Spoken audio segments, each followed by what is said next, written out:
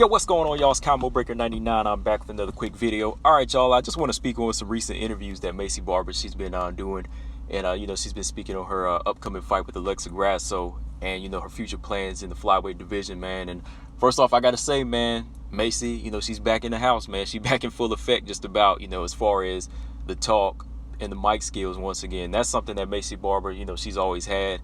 And I feel like at her age, she's gonna continue to do that. She's gonna continue to talk, big herself up the way she does, and speak with this type of confidence. I mean, when asked about Alexa Grasso, she spoke on breaking her will, moving forward. She wants to get some get back at Roxanne Modafferi. She wants to fight Joanne Calderwood. She wants a title shot. So just so many things are coming out right now that I feel like all this is coming from that year layoff.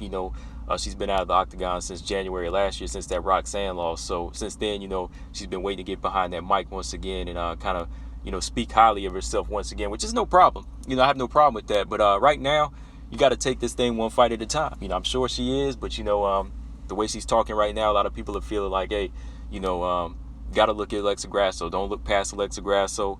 Alexa Grasso, she is a tough opponent.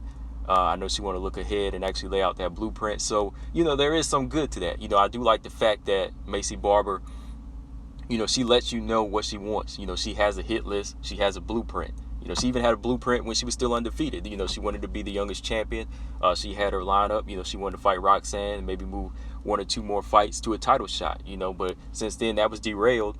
And, she's back on it. But, I just hate to see her jump ahead of herself now and say, I want to look past Alexa, and I'm already thinking about calling JoJo out, calling Roxanne out, fight another fight, then a title shot. But, just take this one fight at a time and, just kind of go from there. And especially got to look good against a fighter like Alexa Grasso, because I know in this recent interview here, she said she wanted to break Alexa Grasso this coming Saturday.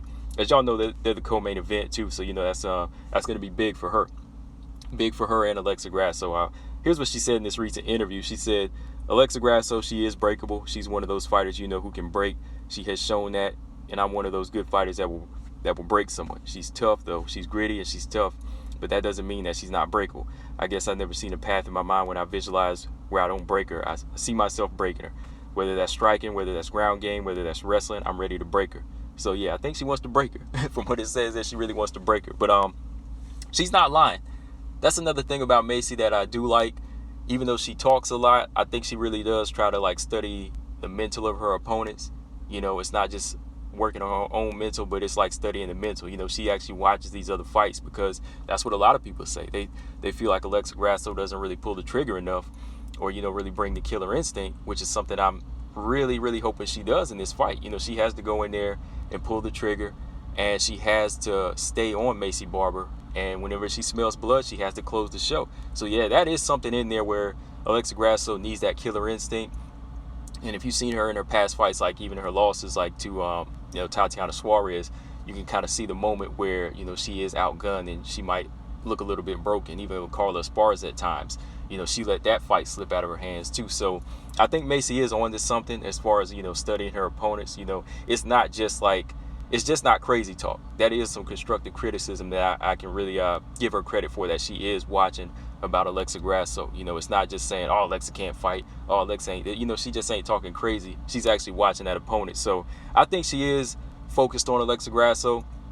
She's ready to come back and make a big statement, especially as the co-main event. I think this is really going to fuel Maycee Barber up even more so. But like I said, going back to some other things she said, just take it one fight at a time at this point. I know that once she beats her, she wants to call out JoJo, but I think JoJo is going to be lined up in a fight with Lauren Murphy, which I'll talk about in another video. So if she doesn't get that fight, I'm sure if she wants it, they'll probably get her that fight with Roxanne Modafferi. And she feels like, hey, she can beat her with two legs this time.